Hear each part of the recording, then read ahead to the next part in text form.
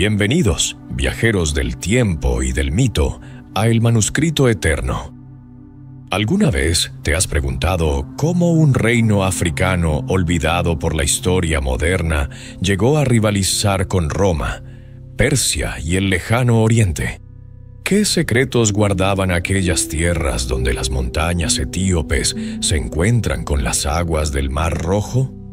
Esta noche, mientras te preparas para descansar, te invito a cerrar los ojos y viajar conmigo a un lugar donde el comercio se convertía en poder, donde las especias y el oro tejían el destino de imperios, y donde una civilización emergía para cambiar el curso de África para siempre. Soy Tomás, y esta noche descansarás mientras descubres la historia del reino Aksumita, el gigante africano que el mundo ha olvidado, pero cuyas huellas aún resuenan en las piedras antiguas de Etiopía y Eritrea.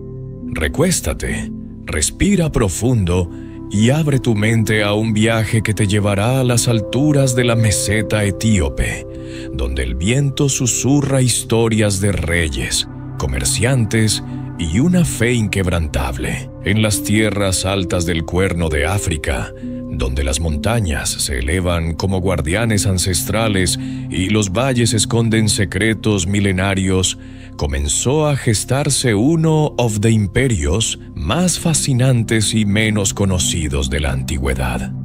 Era el primer siglo después de Cristo, una época en la que Roma consolidaba su dominio sobre el Mediterráneo, cuando en la región que hoy conocemos como el norte de Etiopía y Eritrea, una pequeña comunidad comenzaba a despertar a su destino de grandeza. Este lugar, bendecido por la geografía y la fortuna, se convertiría en el corazón palpitante del reino de Aksum, una potencia que durante siglos controlaría las rutas comerciales más codiciadas del mundo antiguo. El nombre mismo, Aksum, resuena con el eco de una civilización que supo aprovechar su posición estratégica para convertirse en el puente entre mundos distantes. La ubicación de Aksum no era casualidad, sino un regalo del destino tallado en la geografía misma.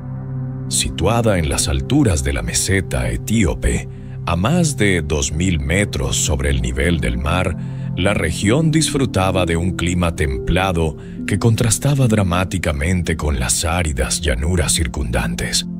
Las lluvias monzónicas alimentaban valles fértiles donde crecían cereales, mientras que las montañas ofrecían protección natural contra invasores y las enfermedades tropicales que asolaban las tierras bajas.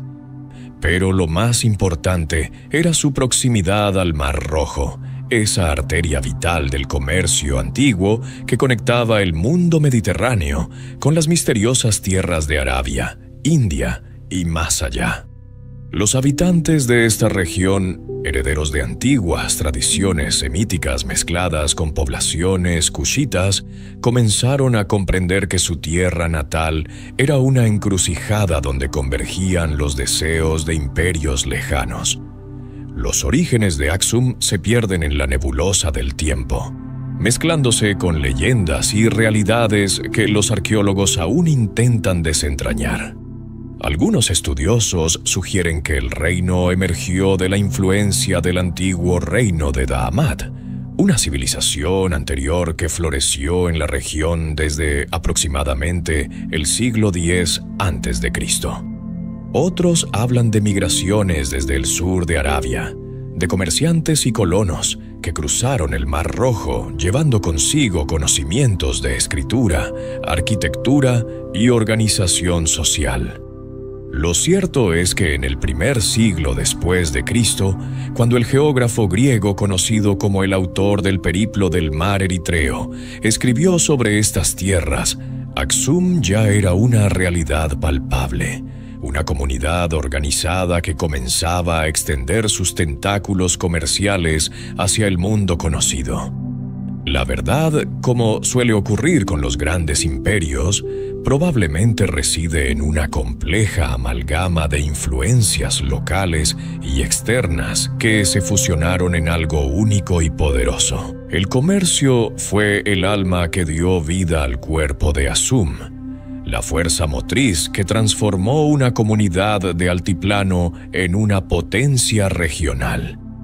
Desde sus puertos en la costa del Mar Rojo, especialmente el puerto de Adulis, que se convertiría en uno de los más importantes de la antigüedad, los mercaderes aksumitas comenzaron a tejer una red comercial que se extendía en todas direcciones.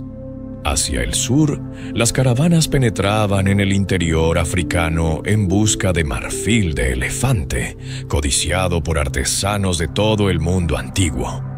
Los cuernos de rinoceronte, considerados objetos de gran valor mágico y medicinal, hacían el largo viaje desde las sabanas hasta los muelles de Adulis. El oro, ese metal que ha obsesionado a la humanidad desde tiempos inmemoriales, fluía desde las minas del interior hacia las arcas reales de Axum, para luego continuar su viaje hacia los mercados de Alejandría, Roma y más allá. Pero si algo definió el comercio aksumita en sus primeros siglos, fue el dominio del mercado de las especias y los aromáticos. El incienso y la mirra, resinas aromáticas extraídas de árboles que crecían en las áridas tierras del Cuerno de África y el sur de Arabia, eran más valiosos que el oro mismo en el mundo antiguo. Estos aromáticos no eran simples lujos, sino elementos esenciales para los rituales religiosos de prácticamente todas las civilizaciones del Mediterráneo y Oriente Próximo. Los templos de Roma ardían con incienso aksumita. Las procesiones egipcias se perfumaban con mirra de estas tierras, y los rituales judíos en Jerusalén no podían concebirse sin estos preciados productos. Los comerciantes aksumitas comprendieron rápidamente que controlaban algo más que mercancías. Controlaban los sueños espirituales de imperios enteros. Esta comprensión los convirtió en intermediarios indispensables, en guardianes de tesoros que el mundo antiguo consideraba sagrados. La posición estratégica de Axum le permitió convertirse en el punto de encuentro de tres mundos distintos. Hacia el norte y el oeste, mantenía relaciones comerciales con el Imperio Romano y su sucesor, el Imperio Bizantino, intercambiando mercancías africanas por productos manufacturados mediterráneos, vino, aceite de oliva y, más tarde, influencias cristianas que transformarían el reino. Hacia el este, a través del Mar Rojo, los barcos aksumitas navegaban hacia Arabia, Yemen y más allá, estableciendo contactos con las civilizaciones de Persia y la India. Especias de Oriente llegaban a los almacenes de Adulis para ser redistribuidas hacia Occidente, mientras que productos africanos hacían el viaje inverso.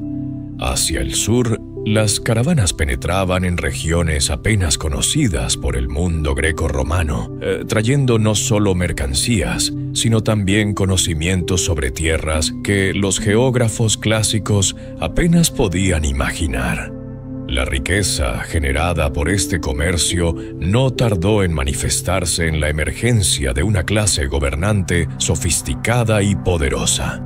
Los primeros reyes de Aksum, cuyos nombres han llegado hasta nosotros fragmentados en inscripciones y monedas, comenzaron a consolidar su poder sobre la región. Estos monarcas no eran simples jefes tribales, sino gobernantes con visión imperial que comprendían las complejidades de la diplomacia internacional y el comercio a larga distancia. Establecieron sistemas de tributación sobre las caravanas que atravesaban su territorio, construyeron infraestructuras para facilitar el comercio y, más importante aún, comenzaron a acuñar su propia moneda, un signo inequívoco de soberanía y sofisticación económica en el mundo antiguo.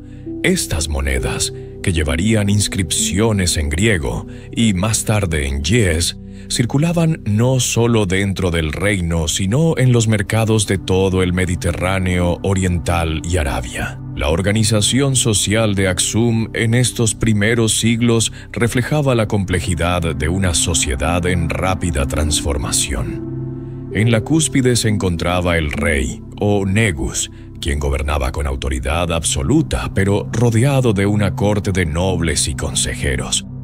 Estos nobles, propietarios de vastas extensiones de tierra y rebaños de ganado, formaban la élite militar y administrativa del reino.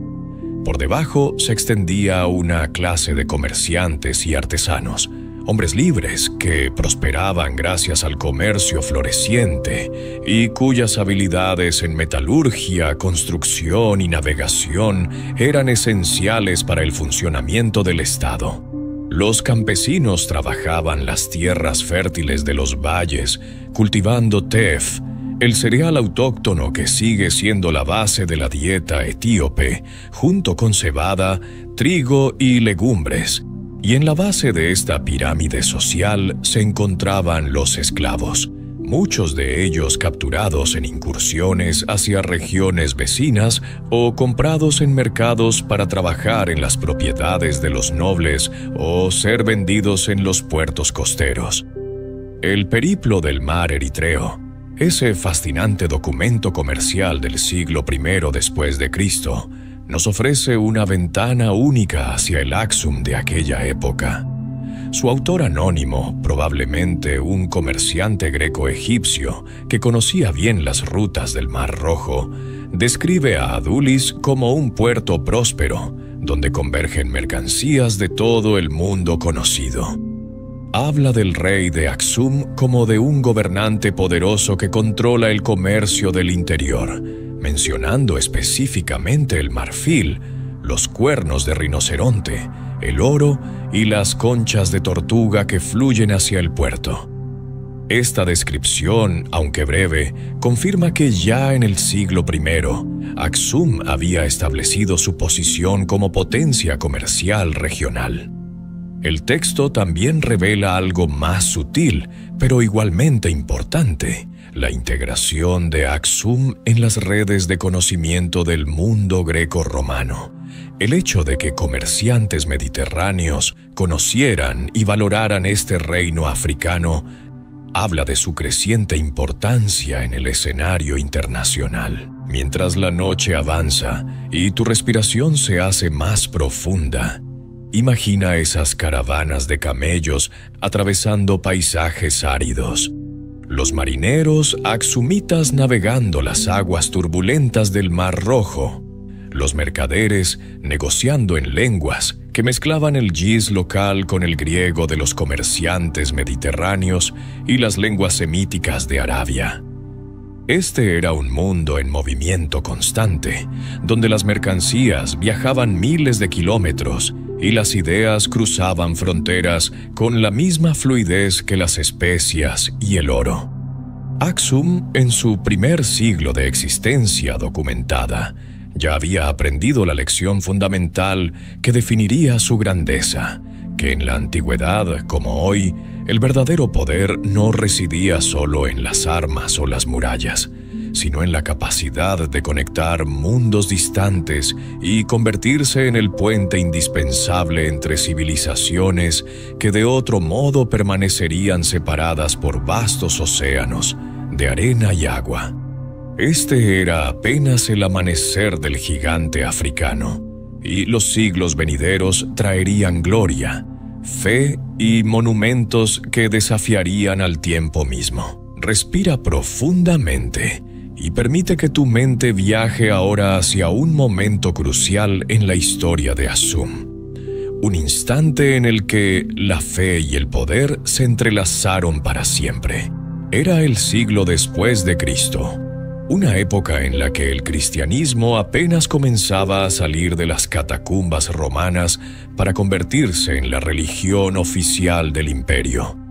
Pero en las tierras altas de África, algo extraordinario estaba por suceder. Algo que cambiaría no solo el destino de un reino, sino el curso espiritual de todo un continente. Esta noche te invito a conocer la historia de cómo un rey africano abrazó una fe que apenas despertaba en el mundo mediterráneo, y cómo esa decisión resonaría a través de los siglos hasta nuestros días. Si disfrutas de estos viajes por el tiempo y el misterio, no olvides suscribirte a El Manuscrito Eterno, donde cada noche te esperan historias que te ayudarán a descansar mientras descubres los secretos del pasado. Ezana ascendió al trono de Aksum en un momento de transición tanto para su reino como para el mundo antiguo. Nacido en las primeras décadas del siglo, creció en un entorno donde las antiguas creencias politeístas aún dominaban el paisaje espiritual del reino. Sus primeras monedas, acuñadas al inicio de su reinado, muestran símbolos tradicionales, el disco solar y la luna creciente, que habían sido venerados por generaciones de reyes aksumitas. Pero Ezana era un hombre destinado a caminar entre dos mundos, heredero de tradiciones ancestrales y profeta de una nueva era que transformaría para siempre la identidad de su pueblo. Su nombre, que significa el que escucha en Yis antiguo, resultaría profético de maneras que ni él mismo podría haber imaginado en su juventud, cuando las voces del cambio comenzaban a susurrar en los pasillos del Palacio Real de Aksum. La llegada del cristianismo a Aksum está envuelta en una narrativa que mezcla historia y leyenda de manera tan íntima que resulta imposible separar completamente ambas hebras. Según la tradición cristiana etíope, la semilla de la nueva fe fue plantada por dos jóvenes sirios, Frumencio y Edesio, quienes llegaron al reino de manera fortuita después de que su barco naufragara en las costas del Mar Rojo. Rescatados y llevados a la corte real, estos jóvenes educados en la tradición cristiana de Tiro conquistaron la confianza de la familia real con su conocimiento y devoción. Frumencio, en particular, se convirtió en una figura influyente en la corte, sirviendo como tutor y consejero del joven Ezana. En las noches tranquilas del palacio, mientras las estrellas brillaban sobre las montañas etíopes, compartía con el futuro rey las enseñanzas de Cristo, las parábolas sobre amor y redención, el mensaje de un Dios único que prometía salvación no solo a judíos y romanos, sino a todos los pueblos de la tierra. La conversión de Ezana al cristianismo no fue un evento repentino, sino un proceso gradual que reflejaba tanto convicciones personales como consideraciones políticas de enorme alcance. En el mundo del siglo Sido, el emperador romano Constantino el Grande había abrazado el cristianismo apenas unas décadas antes, transformando la fe perseguida en religión imperial. Este cambio sísmico en el equilibrio de poder espiritual del Mediterráneo no pasó desapercibido en Aksum, un reino cuya prosperidad dependía en gran medida de mantener relaciones comerciales favorables con el Imperio Romano y su sucesor oriental, Bizancio. Al adoptar el cristianismo, Ezana no solo seguía el llamado de su conciencia, sino que también posicionaba estratégicamente a su reino en el nuevo orden mundial que emergía. Era una jugada magistral de diplomacia religiosa que vincularía el destino de Aksum con el del mundo cristiano durante los próximos 1000 años, convirtiéndolo en aliado espiritual de Bizancio y en bastión de la fe en un continente que pronto vería el surgimiento de otras religiones monoteístas. La fecha exacta de la conversión oficial de Ezana permanece envuelta en cierta incertidumbre, pero los estudiosos generalmente la sitúan alrededor del año 330 después de Cristo, convirtiéndola en uno de los primeros actos de cristianización estatal en la historia mundial. Este momento marcó un punto de inflexión no solo para Aksum, sino para toda África. Frumencio, El tutor sirio, que había sembrado las semillas de la fe, viajó a Alejandría, donde fue consagrado como el primer obispo de Aksum por el patriarca Atanasio, estableciendo así un vínculo formal entre la iglesia etíope naciente y el patriarcado copto de Egipto, una conexión que perduraría por siglos.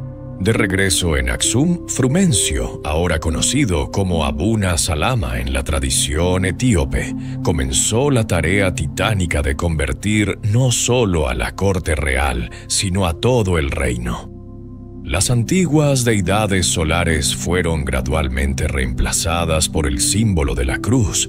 Los templos paganos se transformaron en iglesias cristianas, y las prácticas rituales ancestrales se fundieron con la liturgia cristiana en un sincretismo único que caracterizaría al cristianismo etíope hasta nuestros días.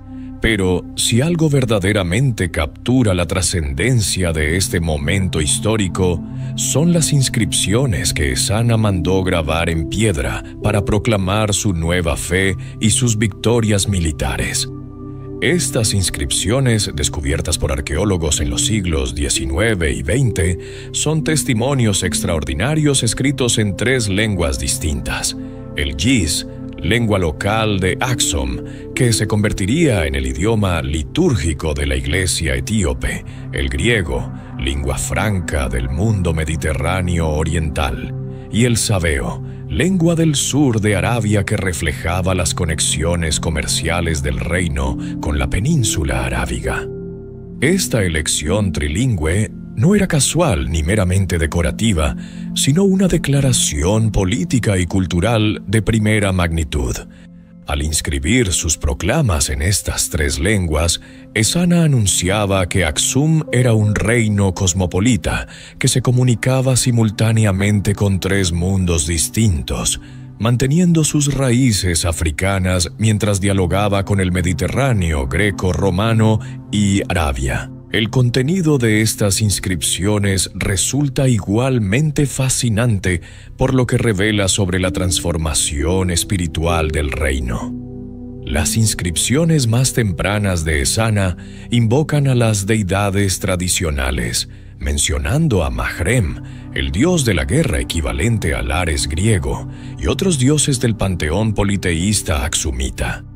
Pero en las inscripciones posteriores a su conversión, el tono cambia dramáticamente. Ahora Ezana proclama sus victorias por el poder del Señor del cielo o por la gracia de Dios, refiriéndose al Dios cristiano con títulos que resuenan con la teología de la época.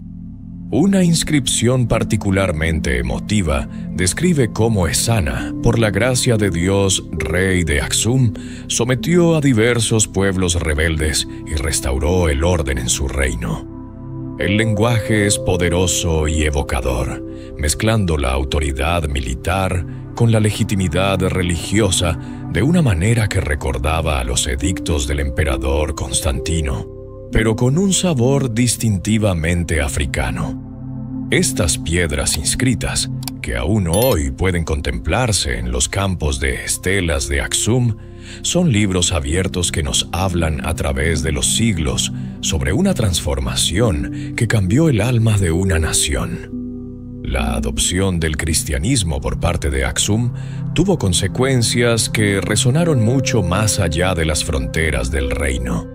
En un mundo donde las religiones politeístas aún dominaban vastas regiones de África, Asia y Europa, Aksum se convertía en el primer reino subsahariano en abrazar el monoteísmo cristiano de manera oficial.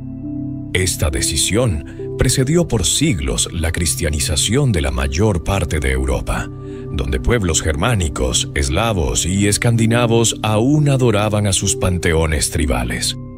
Etiopía se convertiría así en el hogar de una de las tradiciones cristianas más antiguas e ininterrumpidas del mundo.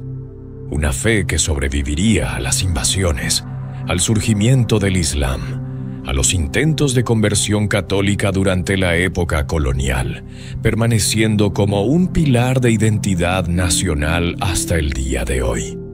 La Iglesia Ortodoxa Etíope, con sus rituales únicos que mezclan elementos africanos y cristianos primitivos, sus iglesias talladas en la roca de la Libela que construirían siglos después, y su preservación de textos bíblicos antiguos, se convertiría en un tesoro viviente de la cristiandad mundial. La nueva fe también transformó las relaciones internacionales de Aksum de maneras profundas y duraderas.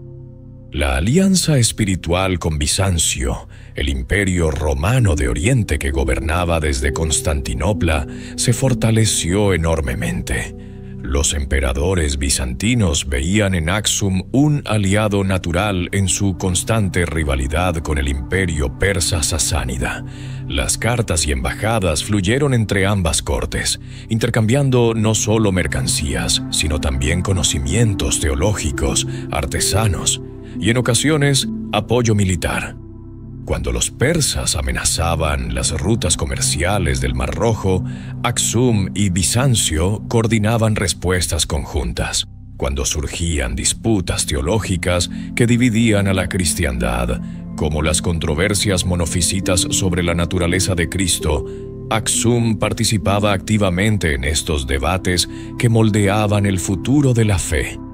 El reino africano había dejado de ser simplemente un socio comercial para convertirse en un actor político-religioso de primer orden en el mundo cristiano primitivo. La conversión también aceleró el desarrollo cultural e intelectual del reino. Con el cristianismo llegó la necesidad de una liturgia escrita, de evangelios traducidos, de textos teológicos adaptados al contexto local. El alfabeto Giz, que probablemente existía antes en formas más rudimentarias, se desarrolló y refinó para poder expresar las complejidades de los textos sagrados. Escribas y monjes comenzaron a producir manuscritos iluminados, copias de las escrituras decoradas con intrincados diseños que mezclaban motivos cristianos con estética africana. Las primeras iglesias fueron construidas, no las maravillas arquitectónicas que vendrían siglos después, sino estructuras modestas que marcaban el paisaje físico y espiritual del reino. Monasterios surgieron en lugares remotos de las montañas, donde monjes dedicaban sus vidas a la oración, el estudio y la preservación del conocimiento. La educación se expandió, pues los sacerdotes necesitaban leer las escrituras y los funcionarios reales debían dominar múltiples lenguas para comunicarse con el mundo exterior. Mientras te sumerges más profundamente en el sueño, imagina al rey Ezana de pie frente a una estela recién erigida, contemplando las inscripciones en 3 lenguas que proclaman su fe y sus victorias. El viento de las alturas etíopes sopla suavemente, llevando consigo el aroma del incienso de los altares cristianos recién consagrados. A su alrededor, su pueblo comienza un viaje espiritual que los definirá por milenios. Esta fue la cruz que se posó sobre la corona de Aksum, no como un peso, sino como una luz que iluminaría el camino del reino a través de los siglos venideros. Una identidad forjada en la fe que resistiría pruebas que aún estaban por venir en el horizonte del tiempo. Respira profundamente y deja que tu imaginación se eleve ahora hacia el cielo, siguiendo la línea de monumentos de piedra que desafiaban la gravedad y el tiempo mismo. En el corazón de Aksum, donde las calles polvorientas se encuentran con plazas ceremoniales, se alzaban estructuras que aún hoy nos dejan sin aliento, gigantes de granito tallados con una precisión que parece imposible para su época. Esta noche, mientras tu cuerpo descansa, tu mente viajará a contemplar los obeliscos de Aksum, esas agujas de piedra que se elevaban hacia los cielos como plegarias petrificadas, y acompañarás a los ejércitos aksumitas en su expansión hacia tierras lejanas, cuando el reino africano extendió su sombra sobre el Mar Rojo para tocar las costas de Arabia. Cierra los ojos y prepárate para presenciar la grandeza tallada en piedra y la ambición forjada en acero, mientras exploramos el momento en que Aksum alcanzó su máximo esplendor. Los obeliscos de Aksum son quizás el legado más visible y sobrecogedor de esta civilización antigua, testimonios de piedra que han resistido 17 siglos de erosión, terremotos y el inexorable paso del tiempo. Estas estructuras monumentales, talladas en bloques únicos de granito extraídos de canteras cercanas, se elevaban en el paisaje urbano de Aksum, como marcadores de tumbas reales y símbolos del poder divino de los reyes. El más grande de todos, conocido como el obelisco del rey Ezana o la Gran Estela, alcanzaba originalmente una altura estimada de 33 metros y pesaba aproximadamente 520 toneladas, convirtiéndolo en uno de los monolitos más grandes jamás erigidos por manos humanas. Imagina el esfuerzo titánico requerido para extraer, tallar, transportar y finalmente erigir semejante masa de piedra. Una hazaña que requería no solo fuerza bruta, sino conocimientos avanzados de ingeniería, matemáticas y organización social.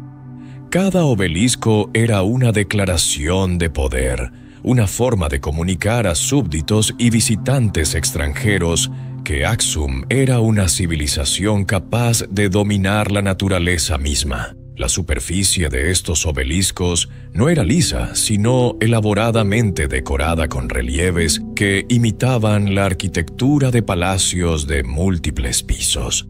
Los artesanos aksumitas tallaban ventanas falsas, puertas ornamentadas y vigas horizontales que sugerían estructuras de madera, creando la ilusión de edificios reales esculpidos en piedra. En la base, puertas talladas mostraban el punto de entrada simbólico a las tumbas subterráneas que se extendían debajo, cámaras funerarias donde los reyes eran depositados junto con tesoros que debían acompañarlos en su viaje al más allá. Algunas de estas puertas llevaban el símbolo del disco solar y la luna creciente en los periodos precristianos, o la cruz después de la conversión de Ezana, marcando la transición espiritual del reino. La técnica de tallado era extraordinaria, cada línea recta con precisión milimétrica, cada ángulo perfectamente calculado, demostrando que los artesanos aksumitas poseían herramientas de hierro de alta calidad y conocimientos geométricos sofisticados que rivalizaban con los de cualquier civilización contemporánea. Pero los obeliscos eran solo una parte de un complejo funerario más amplio que incluía tumbas subterráneas elaboradamente construidas. Debajo de las estelas se extendían cámaras excavadas en la roca viva, con paredes de piedra cuidadosamente cortadas y techos abovedados que demostraban conocimientos arquitectónicos avanzados. Estas tumbas contenían sarcófagos de piedra donde descansaban los restos de los reyes y la nobleza, rodeados de objetos preciosos que reflejaban su estatus y riqueza. Los arqueólogos han descubierto en estas cámaras joyas de oro finamente trabajadas, armas ceremoniales con empuñaduras de marfil, cerámicas importadas del Mediterráneo y Arabia, y monedas que circulaban por todo el mundo antiguo. Cada tumba era un microcosmos del poder y las conexiones internacionales de Aksum, un testimonio pétreo de cómo el reino había logrado entrelazar su destino con el de imperios lejanos. Las inscripciones en las paredes de algunas tumbas narraban las hazañas de los difuntos, sus victorias militares, sus actos de devoción religiosa y sus contribuciones al engrandecimiento del reino. La construcción de estos monumentos no era solo un acto de ingeniería, sino una expresión profunda de la cosmovisión aksumita sobre la vida, la muerte y el poder real. Los reyes de Aksum se consideraban a sí mismos intermediarios entre lo divino y lo terrenal, descendientes de linajes legendarios que se remontaban, según algunas tradiciones, hasta el mismísimo rey Salomón y la reina de Saba. Esta genealogía mítica, que se desarrollaría más plenamente en textos medievales posteriores como el Kebra Nagast, ya estaba implícita en la monumentalidad de las construcciones funerarias. Un rey que podía ordenar la erección de un obelisco de 500 toneladas no era un mortal común, sino un ser tocado por lo sagrado, alguien cuyo poder trascendía la muerte misma. Los súbditos que contemplaban estas estructuras imponentes recibían un mensaje claro sobre el orden cósmico, sobre su lugar en la jerarquía social y sobre la inevitabilidad del poder real que se manifestaba tanto en la vida como en la muerte.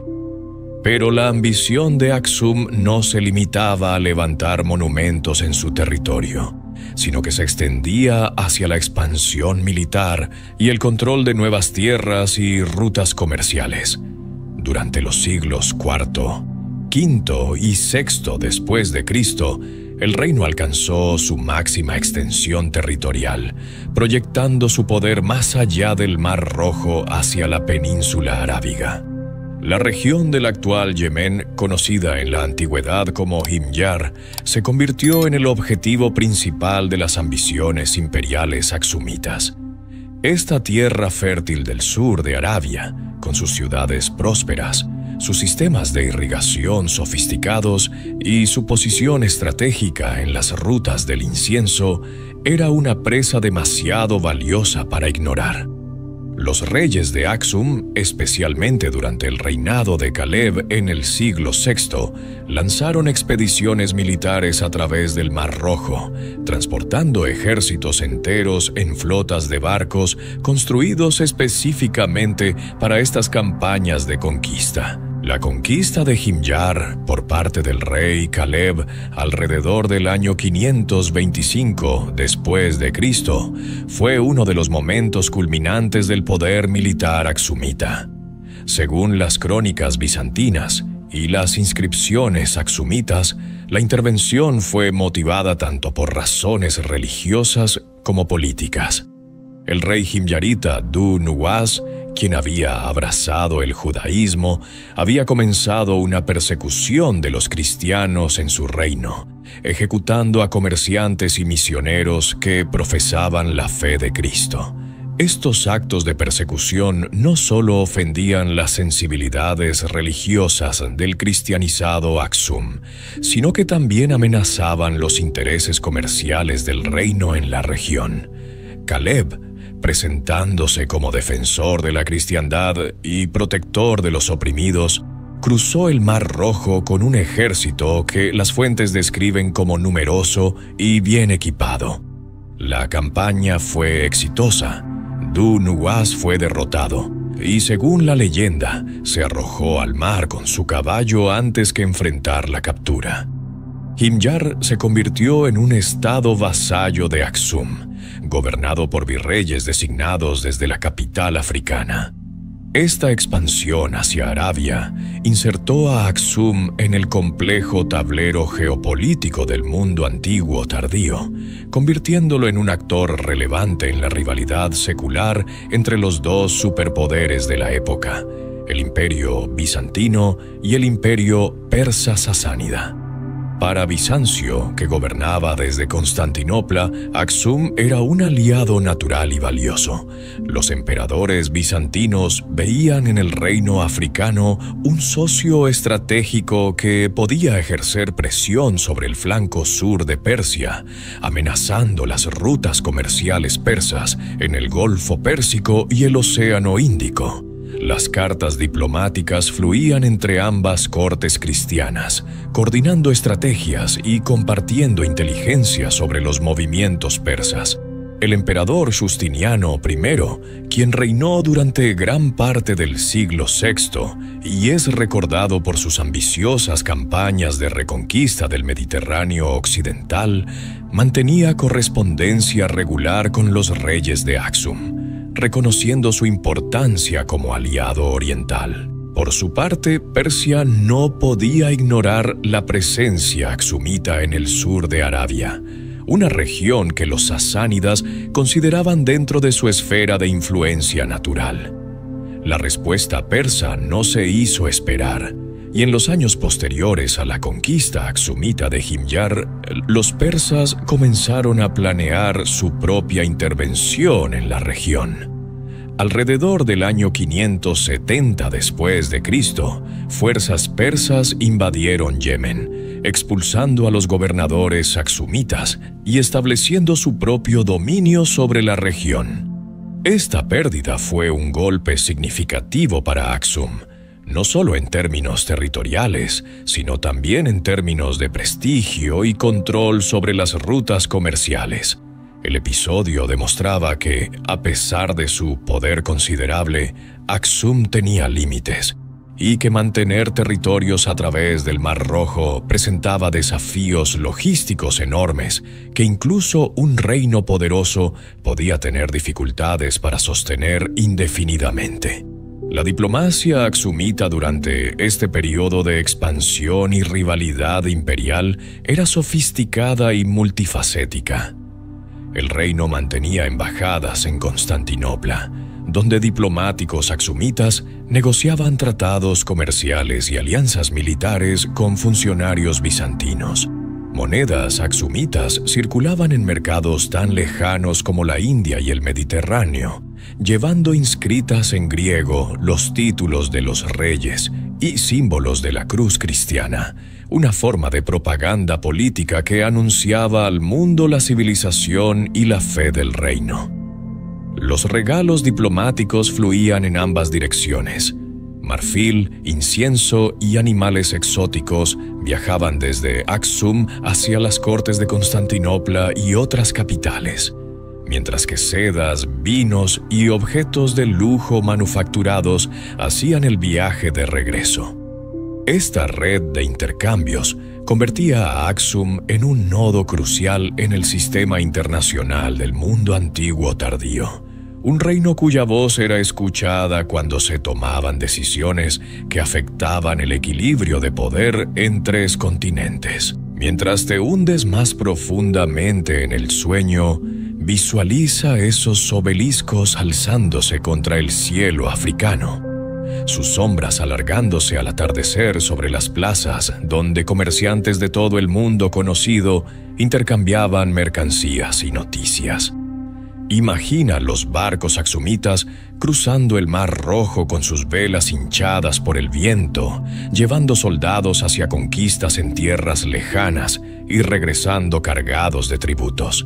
Este era Aksum en su apogeo, un reino que había aprendido a tallar su voluntad tanto en piedra como en el mapa político del mundo antiguo.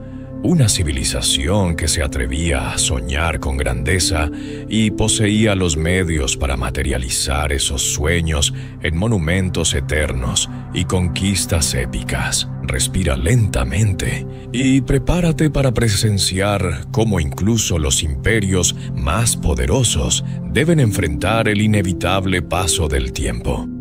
Así como el sol alcanza su cenit antes de comenzar su descenso hacia el horizonte, Aksum experimentó su propia transformación desde las alturas de la gloria hacia un nuevo destino que lo alejaría del escenario mundial, pero preservaría su esencia más profunda. Esta noche, mientras tu cuerpo encuentra el descanso merecido, tu espíritu acompañará al reino aksumita en su travesía desde el esplendor imperial hasta el refugio en las montañas etíopes, donde su fe y cultura se conservarían como tesoros vivientes que perduran hasta nuestros días. Cierra los ojos y contempla cómo un gigante africano, aunque retirado del mundo, nunca fue verdaderamente olvidado, por aquellos que guardaban su memoria en piedras antiguas y tradiciones inquebrantables. El siglo VII después de Cristo marcó el inicio de una transformación radical en el equilibrio de poder del mundo conocido. Una revolución que alteraría para siempre el destino de Aksum y de toda la región del Mar Rojo. En las áridas tierras de Arabia, una nueva fe monoteísta había surgido con la fuerza de un vendaval del desierto. El Islam, proclamado por el profeta Mahoma, comenzaba su expansión meteórica desde la Meca y Medina hacia todos los puntos cardinales. En apenas unas décadas, los ejércitos árabes conquistaron territorios que habían pertenecido durante siglos a los imperios bizantino y persa, transformando el mapa político y religioso de Oriente Medio, el norte de África y más allá. Esta expansión islámica, impulsada tanto por fervor religioso como por ambiciones territoriales, cambiaría fundamentalmente las condiciones que habían permitido la prosperidad de Aksum durante más de medio milenio. El Mar Rojo, que había sido la arteria vital del comercio aksumita, estaba a punto de caer bajo el control de nuevos actores que reconfigurarían las rutas comerciales del mundo antiguo. La relación entre el naciente califato islámico y Aksum fue compleja y matizada, marcada tanto por el respeto mutuo como por la inevitabilidad del cambio geopolítico. Según las tradiciones islámicas, el profeta Mahoma mismo había instruido a sus seguidores a tratar con respeto al reino cristiano de Etiopía, recordando cómo el rey aksumita había ofrecido refugio a los primeros musulmanes que huían de la persecución en la Meca, un acto de hospitalidad que ganó el reconocimiento perpetuo del Islam hacia Etiopía.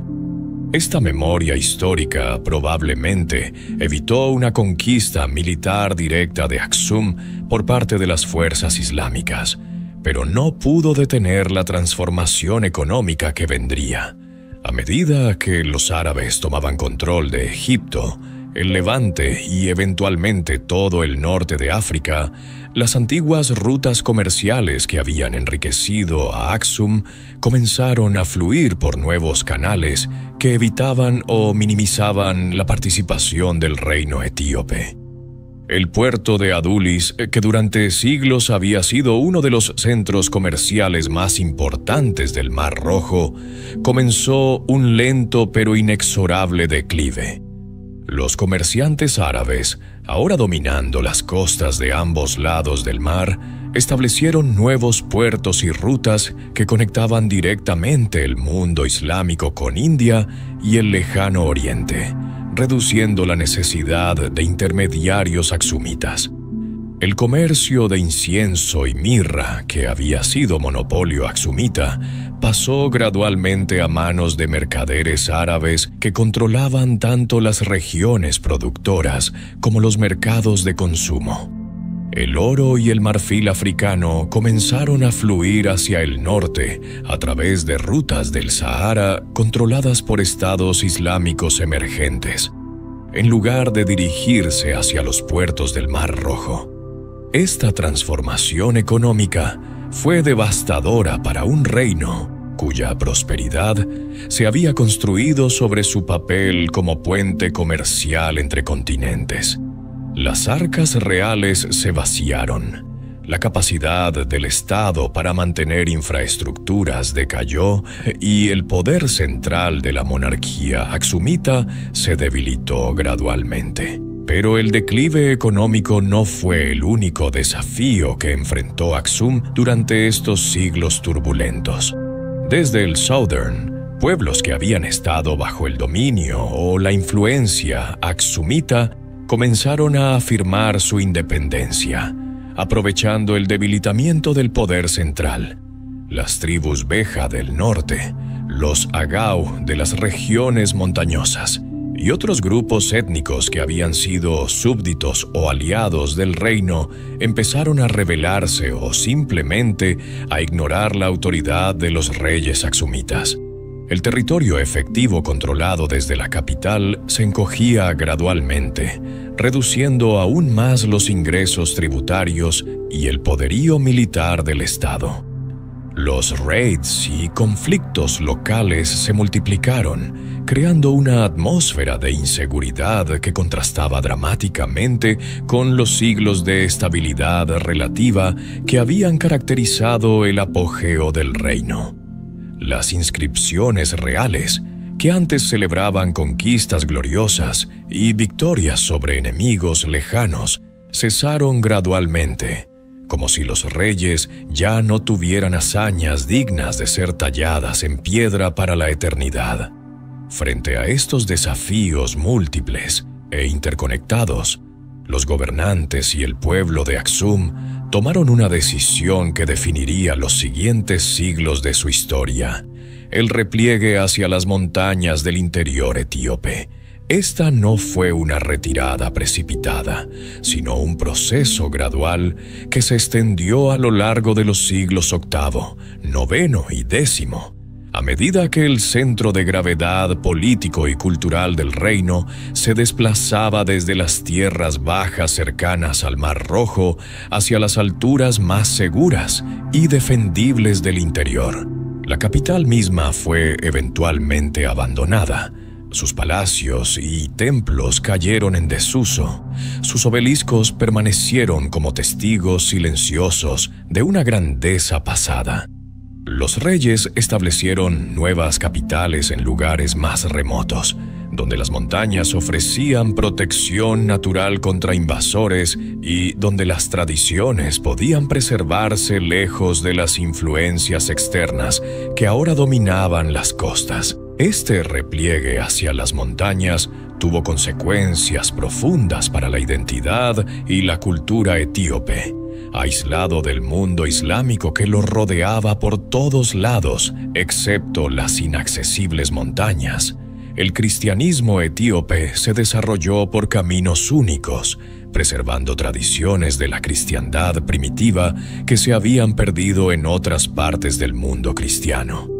La liturgia se mantuvo en Yis, la antigua lengua aksumita, que se convirtió en lengua sagrada similar al latín en Occidente. Prácticas que combinaban elementos del judaísmo antiguo, como la observancia del Sabbat y las leyes dietéticas, se fusionaron con la teología cristiana en un sincretismo único. Los monasterios excavados en la roca se multiplicaron en regiones montañosas remotas, convirtiéndose en guardianes del conocimiento y la fe. Los manuscritos iluminados se copiaban con devoción en scriptoriums, donde monjes dedicaban sus vidas a preservar los textos sagrados y las crónicas históricas que conectaban el presente con el glorioso pasado aksumita. La preservación de esta identidad cristiana en un entorno islámico circundante fue en sí misma una hazaña notable de resistencia cultural y religiosa. Mientras otros reinos cristianos en África y Oriente Medio sucumbían gradualmente a la conversión o la conquista islámica, Etiopía se mantuvo como una isla de cristianismo en un océano musulmán. Esta persistencia no fue accidental, sino el resultado de decisiones conscientes de resistir, de replegar, pero no rendirse, de adaptarse sin perder la esencia. Los reyes etíopes, aunque ya no controlaban vastos territorios ni flotas comerciales, se aferraban a su identidad como descendientes de los antiguos Negus de Aksum y como protectores de la fe cristiana en África. Esta narrativa de continuidad, aunque a veces exagerada o mitificada, proporcionaba un sentido de propósito y legitimidad que ayudaba a mantener unido al reino durante siglos de aislamiento relativo. El legado tangible de Aksum permanece hasta nuestros días como testimonio pétreo de su grandeza pasada. Los obeliscos que aún se alzan en la moderna ciudad de Aksum, aunque algunos han caído víctimas de terremotos y el tiempo, continúan asombrando a visitantes con su escala monumental y su artesanía exquisita. Las ruinas de palacios y tumbas reales se esperan bajo tierra, revelando ocasionalmente sus secretos a arqueólogos que trabajan pacientemente para reconstruir el pasado. Las monedas aksumitas que aparecen en colecciones de museos alrededor del mundo hablan de un tiempo en que el nombre de este reino africano era conocido en mercados de Constantinopla a Ceilán. Los manuscritos antiguos preservados en monasterios etíopes, algunos escritos en los primeros siglos después de la cristianización, contienen textos bíblicos y apócrifos que se perdieron en otras tradiciones cristianas, convirtiéndose en tesoros invaluables para estudiosos de la historia religiosa.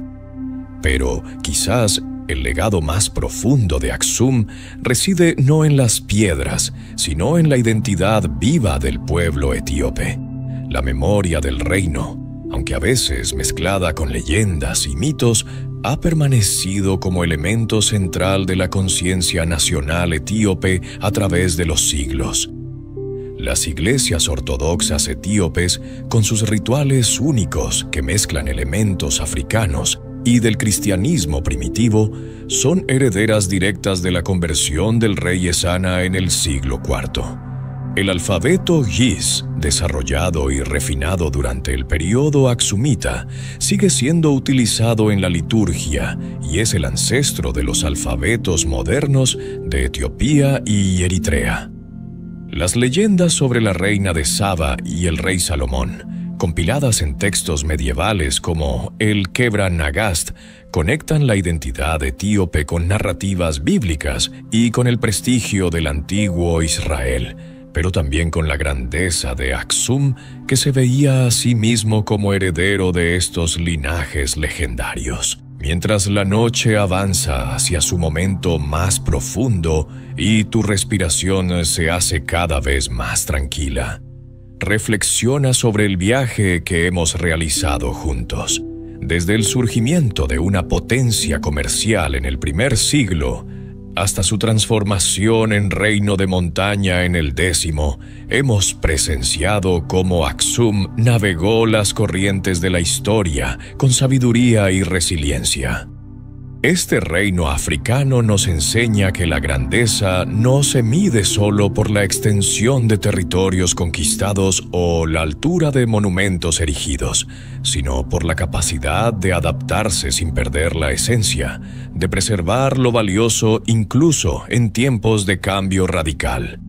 Los obeliscos de Aksum aún tocan el cielo, pero su verdadero legado vive en las tradiciones, la fe y la memoria de un pueblo que nunca olvidó que una vez fueron parte de un gran imperio que dialogaba con Roma y Persia como igual.